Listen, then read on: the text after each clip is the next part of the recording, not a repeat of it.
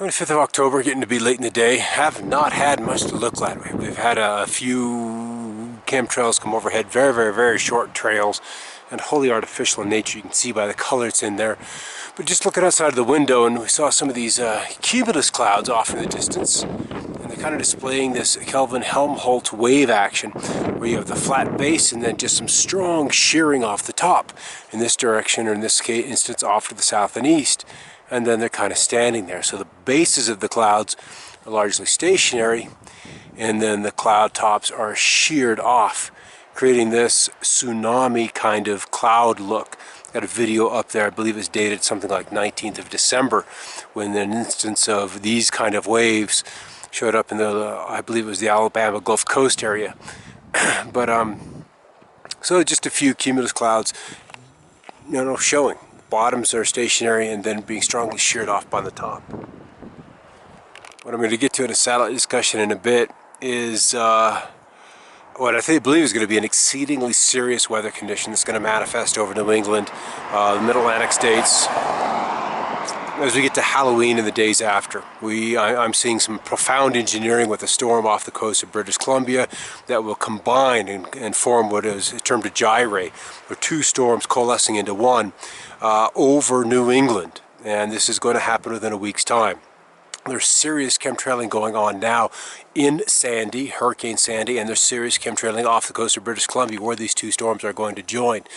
And this is going to be a monumental storm. Folks up there, you got to be prepared for this thing, as it is going to be ugly to the nth degree. That is, if the models now kind of, let's just say, are correct in their vision of what the storm is going to be like.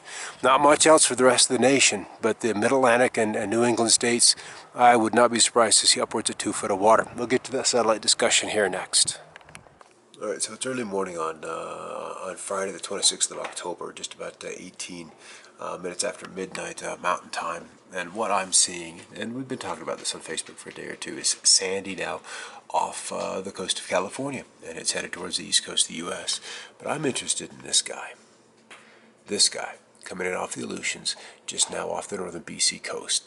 It is dropping into a mean trough location, meaning this deep trough that's delivered snow from Montana down into the high plains, and now that cold front will march eastbound, but it's restricted. It's got this high in place, this guy here.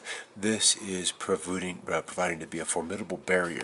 It will move off east to a little bit, but is going to remain locked in place for the better part of a week. What that's allowing Sandy to do is to come up and crawl slowly along the coast. But as we look out, before we go there, let's look out in the Pacific. What I wanted to do is see what was happening off the coast of British Columbia in relationship to this storm, this impulse, this sweet little thing right here. I'm going to pop over to not there, but here. And we're going to look at the water vapor imagery off the coast. We're going to add a bit of enhancement. And what we have been seeing over the course of the day, here's our time stamp, 26 October. We've got some early frames here that are blinking, so we're going to get rid of those. But what we're seeing is this is where the storm is. You can see this curl in here. And what has my attention is the chemtrailing. There's intense chemtrailing. You can see them backing through here. And I'm going to stop this. Then we're going to move through one by one. You can see the lines. Chemtrail, chemtrail, chemtrail, chemtrail, chemtrail. There's a raft of them here. There's one out of through here. One across this way. I don't care if you want to call them contrails or chemtrails. They're there. And you can see them. Look at this. And you can see there's some geometry in here, almost like chicken's feet. And you can see that it extends on through. So the weather makers are working on the high pressure side of this low. Here's the main impulse here. Here's the early part of it. But it is driving inland. So we can talk about Sandy all we want and the monster storm that it's going to become. But it doesn't become a coastal event. It doesn't become an event to impact land unless this storm merges with it. And that's what we see happening. Back up to the GFS, which is the forecast model. Go out 24 hours. Sandy's here, just skimming the Florida coastline. This storm scoots very quickly in through Oregon, Washington, Idaho. And then it begins to amplify as it drops into the next mean long wave position. Now we've got the hurricane off the coast of Georgia's Carolinas and headed northbound. The storm still doesn't look all that impressive, but it's still sliding into home base. As it begins to round the trough, you can see the reds darken, the vorticity gets more excited, and then the separation between this two, between Sandy and this puppy, begin to, let's just say they begin to merge. We still have that strong high sitting off the coast of the Canadian Maritimes, and then we have, well, a connection, and you can see Sandy, at least in the upper levels, would be well off the Jersey, well off the Long Island coastline. So much so that not much would be happening. It would almost all be on the front side of the storm as it slowly becomes extratropical. But then we have this incredible infusion of cold air. What happens to warm moisture when cold air hits it? It explodes, not literally, but in a way that releases so much heat. That heat has to turn into something, and it becomes water. And so we're seeing the center of this storm right over the Hamptons. Right over the Hamptons. And it is a deep storm, 534, 528. We're talking an incredible, monumental 4 or 5, maybe even a 6 sigma event. And this is the day before Halloween. This Frankenstein of a storm begins to come together. And then it slowly moves through the lower part of New England. And with all of the terrain there, Vermonters know what it was like with the hurricane and all the intense rains just last year. This is going to be strikingly similar. Look at the surface map. And we'll see, here's the cool, chilly high, keeping the storm separated. The impulse coming off the Pacific is barely a ripple. In the thermal field, it begins to gather a little more intensity. We've got the hurricane maintaining, Sandy maintaining continuity, actually even strengthening as the Gulf Stream is in place, strengthening.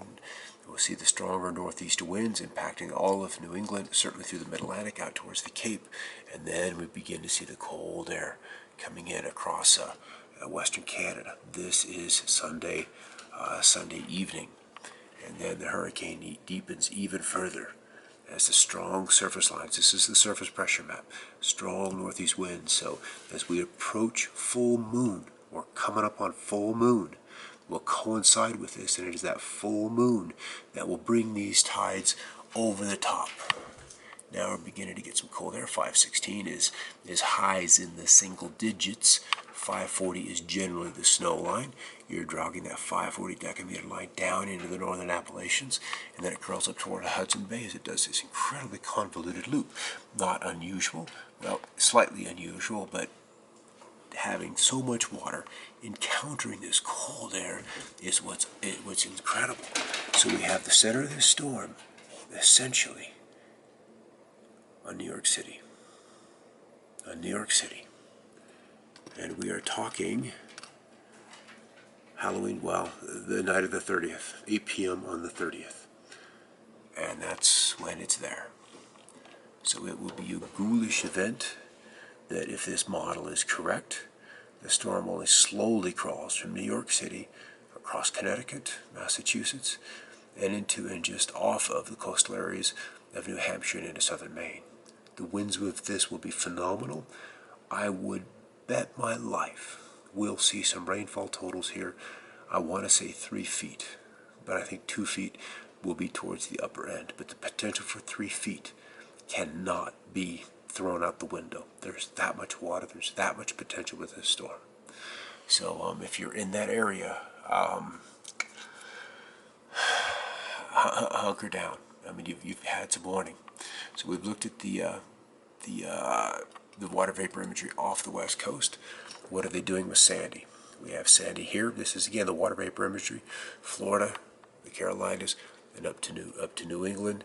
And here's the trails. Look at them, hundreds upon hundreds upon hundreds. And then the animation is updating as it forces the image on us, or at least refreshes.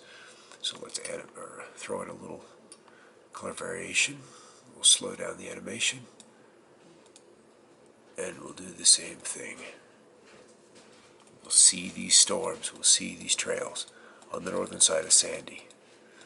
So this is something we're going to watch the next couple of days to see how these two storms merge. And it is going to be a historic storm. Stay tuned.